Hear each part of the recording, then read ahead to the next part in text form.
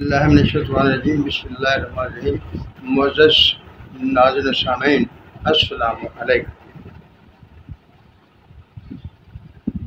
سورۃ شورا کی آیت نمبر 51 میں آپ کے سامنے تلاوت کرنے کی شرط حاصل کر رہا ہوں، بعد میں اس کا ترجمہ کرتے ہیں اور اس کے بعد تھوڑی سی بات کریں۔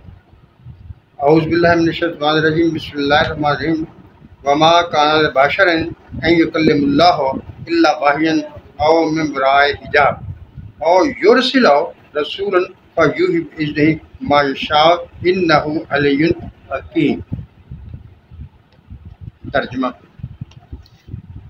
اور وما کان لبشر ان یکلم اللہ، بشر اس قابل نہیں کہ اللہ تعالیٰ براہ راست اس سے بات کرے، الا وحیا، صرف اسے وحی کرے، اور من وراء حجاب، یا پردے کے پیچھے سے بات کرے، اور یرسلا، یا بھیجا جائے، رسول فیوحی باذنہ، جو وحی کرے اللہ کی اجازت سے، ما یشاء، جو چاہے، انہ علی حکیم، وہ بلند اور حکمتوں والا ہے۔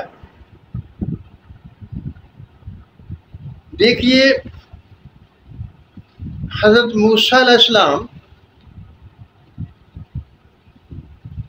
حضرت شعیب علیہ السلام سے رخصت ہو کر اپنے گھر واپس آ رہے ہیں، ساتھ میں ان کی بیوی ہے۔ رات کا سفر، جب وہ طور پہاڑ پر پہنچے تو وہاں روشنی دیکھی تو بیوی سے کہا، تم یہاں رکو، میں پتہ کرتا ہوں وہ آگ نظر آ رہی ہے، یا تو وہاں ہدایت مل جائے گی، راستہ پوچھ لیں گے، یا میں وہاں سے آپ کے لیے کوئی آگ کا انگارہ لاؤں گا جسے آپ تاپ سکیں۔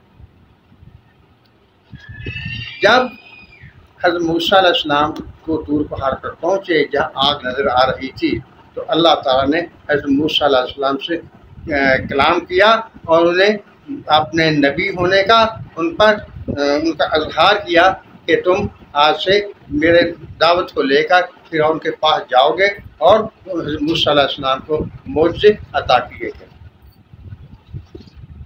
کیونکہ میرا رخ ایک اور رخ کی طرف میں جا رہا ہوں جو میں آپ کے سامنے بیان کروں گا، لہٰذا ان معجزات وغیرہ کو چھوڑ کر آگے بڑھتے ہیں۔ جب موسیٰ علیہ السلام نبی منتخب ہوئے، نبوت کا اعلان ہو گیا، تو حضرت موسیٰ علیہ السلام جب بھی اللہ تعالیٰ سے کلام کرنا ہوتا تھا تو وہ طور پہاڑ پر جاتے تھے، اللہ سے باتیں کرتے تھے۔ کلیم اللہ ان کو کہا جاتا ہے، یعنی اللہ تعالیٰ سے بہت زیادہ باتیں کرنے والا۔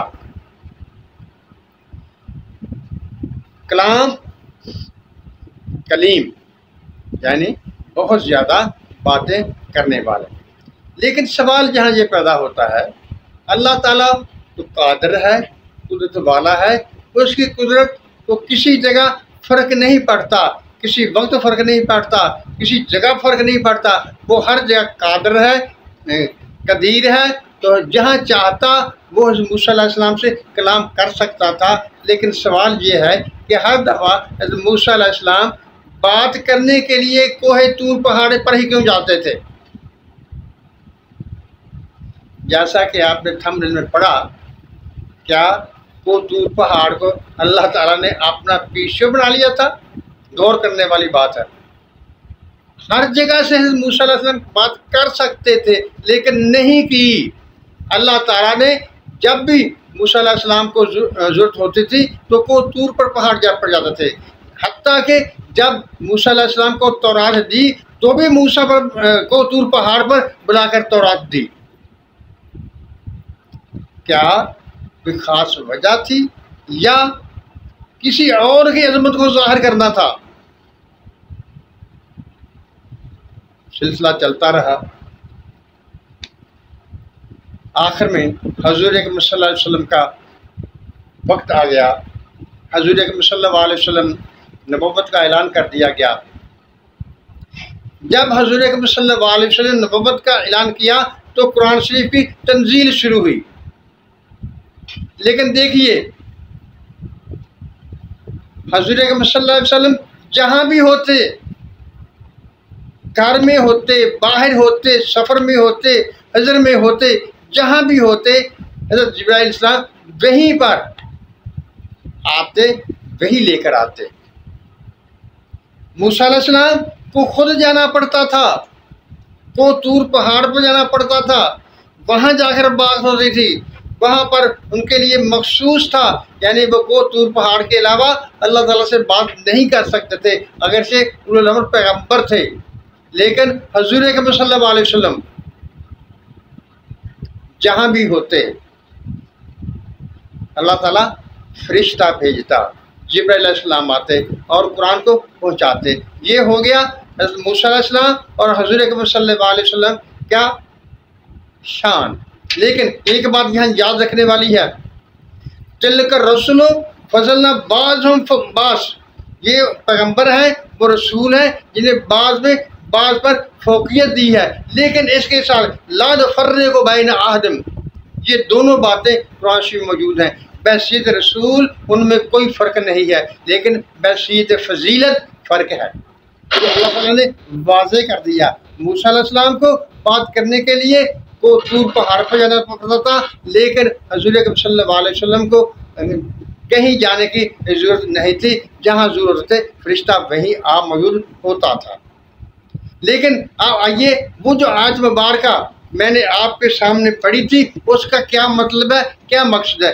جہاں یہ بات تو ہو گئی کہ اللہ تعالیٰ کلام کرتا ہے، لیکن کس طرح کلام کرتا ہے اس کے اللہ تعالیٰ نے اصول بتا دیے ہیں۔ اللہ تعالیٰ کہتا ہے کہ اللہ تعالیٰ براہ راست بشر سے بات نہیں کر سکتا،